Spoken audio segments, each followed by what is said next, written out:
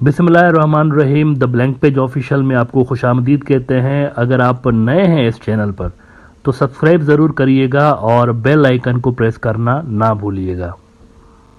पाकिस्तान के अंदर जो रूलिंग अलायंस है पीडीएम का, इनकी जानिब से सुप्रीम कोर्ट के ऊपर बेतहाशा प्रेशर डाले जाने के बावजूद पाकिस्तानी सुप्रीम कोर्ट ने इलेक्शंस करवाने का हुक्म दे दिया है।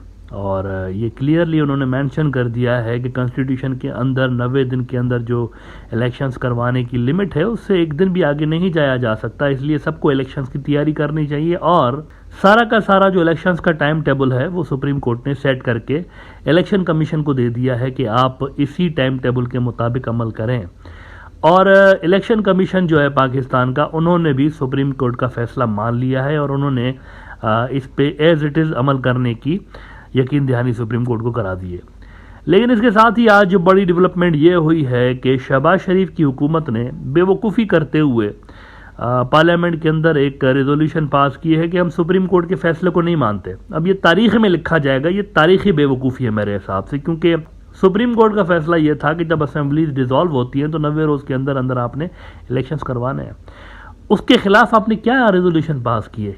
ये तो आपने मतलब कॉन्स्टिट्यूशन के खिलाफ रेजोल्यूशन पास कर दी ना कि इलेक्शन का हुक्म दिया है सुप्रीम कोर्ट ने तो उसको हम नहीं मानते। दिस इज़ रिडिकुलस बेसिकली, और ये गले में पड़ेगा, ये हॉन्ट करेगा तमाम पीडीएम की जमातों को। अच्छा, पाकिस्तान के अंदर जो अपोजिशन है इमरान खान की, ये बड़ा खुश हैं और इनकी वैसे एक सबसे बड़ी डिमांड ये थी कि इलेक्शंस के अंदर इलेक्ट्रॉनिक वोटिंग मशीन्स यूज़ की जाएँ। और इमरान खान काफ़ी अरसे तक कोशिश भी करता रहा लेकिन वो कामयाब नहीं हो पाया। अब जब उसकी हुकूमत अगर आएगी तो उसके बाद अगला जब भी इलेक्शन होगा पाकिस्तान में वो इलेक्ट्रॉनिक वोटिंग मशीन्स के ज़रिए होगा, क्योंकि इलेक्ट्रॉनिक वोटिंग मशीन्स जो होती हैं उसके अंदर फिर धांधली करने के जो चांसेस हैं वो थोड़े से कम हो जाते हैं। लेकिन इसमें एक बहुत बड़ा रिस्क ये होता है कि इसको हैक किया जा सकता है, तो इसीलिए थोड़ा सा इसमें यूँ समझे कि डाउट ज़्यादा है, क्योंकि नई टेक्नोलॉजी है। बैलेट पेपर्स के ज़रिए हमारे रीजन्स के अंदर ज़्यादातर इलेक्शंस होते रहे, तो ईवीएम जो है वो थोड़ा सा यूँ समझे कि इस पर लोगों को ट्रस्ट कम है। तो पाकिस्तान के अंदर बहुत सारी पार्टियां इसकी मुखालिफ थी, लेकिन इमरान खान की पार्टी इलेक्ट्रॉनिक वोटिंग मशीन्स के ज़रिए ही इलेक्शंस करवाने के हक में थी। अलबत्ता ये फैसिलिटी जो है वो आने वाले इलेक्शंस के अंदर अवेलेबल नहीं होगी, बैलेट पेपर के ज़रिए ही इलेक्शंस होंगे पाकिस्तान में। लेकिन उधर बांग्लादेश के अंदर एक अजब सा एक मामला हो गया है कि बांग्लादेश में अनलाइक पाकिस्तान अपोजिशन कह रही थी कि इलेक्ट्रॉनिक वोटिंग मशीन्स नहीं होनी चाहिए।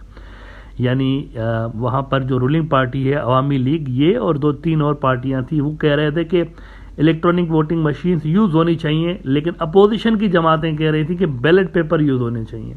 अब इस हवाले से एक बहुत बड़ी डेवलपमेंट ये हुई है कि बांग्लादेश के अंदर जो इलेक्शन कमीशन है उन्होंने फंड्स मांगे थे गवर्नमेंट से कि हमें आप इतने सारे पैसे दें। कोई 8,700 करोड़ रुपए उन्होंने मांगे थे कि नए हमें इलेक्ट्रॉनिक वोटिंग मशीन्स लेनी है इलेक्शंस के लिए, तो उसके लिए इतने सारे पैसे चाहिए। लेकिन उनको ये पैसे नहीं दिए जा रहे। गवर्नमेंट ने कहा है कि भाई इतने पैसे हमारे पास नहीं है, आपको बैलेट पेपर यूज़ करना पड़ेगा, वही पुराना जो तरीका है उसके ज़रिए आपको करना पड़ेगा। हालांकि अवामी लीग की अपनी डिमांड थी कि इलेक्ट्रॉनिक वोटिंग मशीन्स होनी चाहिए, लेकिन अवामी लीग ही इनको पैसे नहीं दे रही अब इलेक्शन कमीशन को।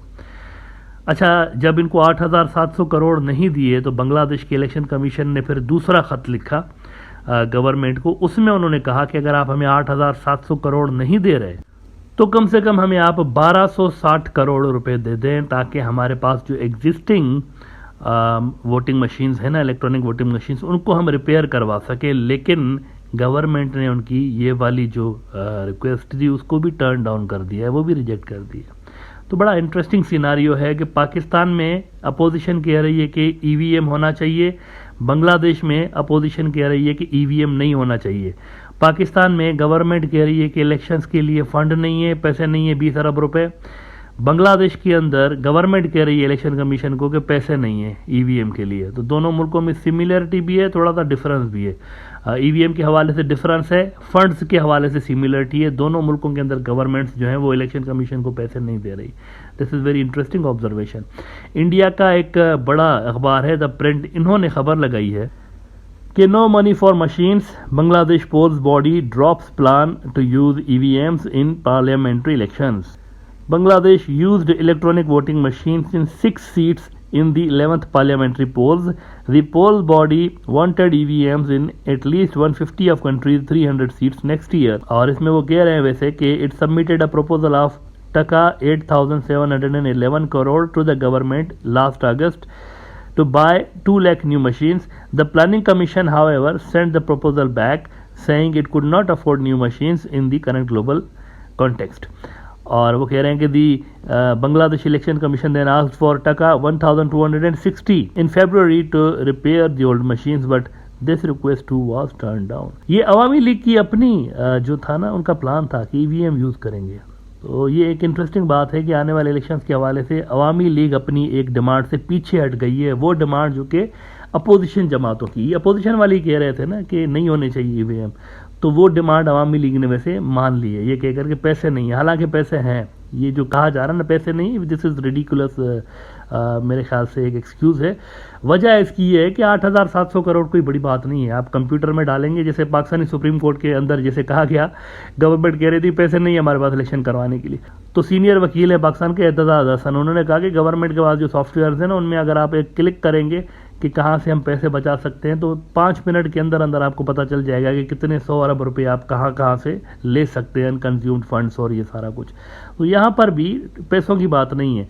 फेस सेविंग के लिए मेरे ख्याल से अवामी लीग ने ये जो ईवीएम की डिमांड, क्योंकि शेख हसीना कह चुकी थी कुछ महीने पहले एक जलसे के अंदर कि इलेक्ट्रॉनिक वोटिंग मशीन्स के अंदर इलेक्शंस कराएंगे, तो ये वाली डिमांड उन्होंने विथड्रॉ कर ली है। मुझे लगता है ये थोड़ा सा जो बाहर से प्रेशर आ रहा है इनके ऊपर, तो उसको इन्होंने काउंटर करने के लिए अपोजिशन की डिमांड मानी है। क्योंकि अभी 2-4 रोज़ पहले की बात है, अपोजिशन जमातें जो हैं उन्होंने कहा था कि हम हिस्सा नहीं लेंगे इलेक्शंस के अंदर। अगर अपोजिशन की जमातें हिस्सा नहीं लेंगी बांग्लादेश में तो ये कंट्रोवर्शियल इलेक्शंस हो जाएंगे और वेस्ट के अंदर भी इसको सेल करना अवामी लीग के लिए बड़ा मसला हो सकता है। तुर्की का बड़ा अखबार अनादुलु एजेंसी, इन्होंने अभी कुछ रोज़ पहले लिखा था कि Bangladesh opposition not to contest next general elections, Party leaders meet European Union diplomats express their reservations on elections being held under partisan government। तो ये जो डिमांड है ना अवामी लीग ने बेसिकली मान ली है। ये जो ईवीएम वाली डिमांड थी अपोजिशन की, वो अवामी लीग ने असल में मानी हुई है ताकि थोड़ा सा इनके जो रिजर्वेशंस हैं वो रिमूव हो सकें और ये इलेक्शंस में आने का सोचें।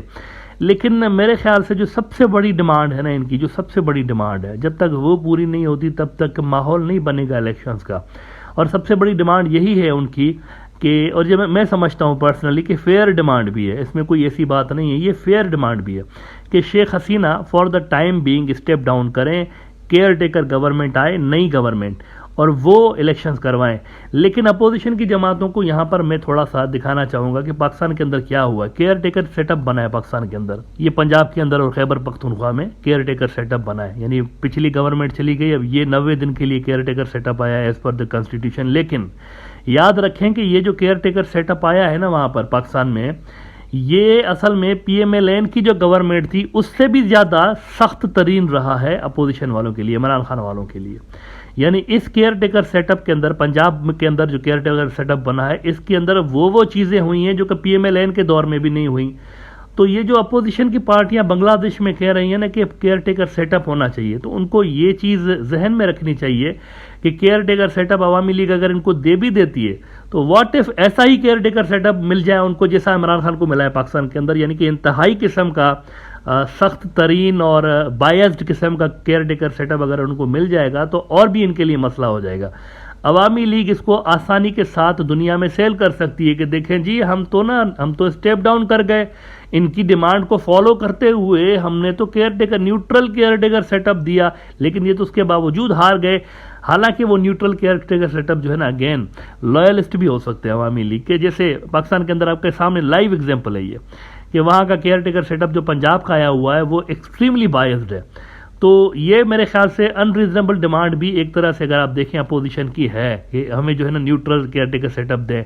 ये दो धारी तलवार है, ये फेवर में भी जा सकता है अपोजिशन के, नुकसान में भी जा सकता है। फेवर में ऐसे जा सकता है कि अगर उसके अंदर कोई अपोजिशन के लोग भी शामिल कर लिए जाएं, लेकिन नुकसान में ऐसे भी जा सकता है कि इसके अंदर सारा का सारा सेटअप ही अवामी लीग का बना दिया जाए। तो फिर तो आप शेख हसीना के ऊपर भी रिगिंग के इल्ज़ामात नहीं लगा सकते, क्योंकि वो तो PM होगी ही नहीं वहाँ पे उस वक्त जब इलेक्शंस हो रहे होंगे। लिहाजा ये थोड़ा सा ट्रिकी किस्म का उनकी डिमांड है अपोजिशन वालों की, है फेयर डिमांड। वैसे इसमें कोई ऐसी बात नहीं है कि शेख हसीना रिज़ाइन कर जाए और बाद में इलेक्शंस हों तो अगर वो जीत जाती हैं तो दोबारा आ जाए, ये कोई ऐसी डिमांड नहीं है। लेकिन केयर टेकर सेटअप जो है ना वो बड़ा ख़तरनाक भी हो सकता है अपोजिशन के लिए और बेनिफिशियल भी हो सकता है, लेकिन उसके ख़तरनाक होने के चांसेस ज़्यादा हो सकते हैं, क्योंकि अवामी लीग प्लेट में रख के तो उनको इक़्तिदार देगी नहीं। ज़ाहिर सी बात है वो मेक श्योर करेंगे कि सारे के सारे जो उनके लॉयलिस्ट हैं वो उस केयर टेकर हुकूमत के अंदर शामिल हों।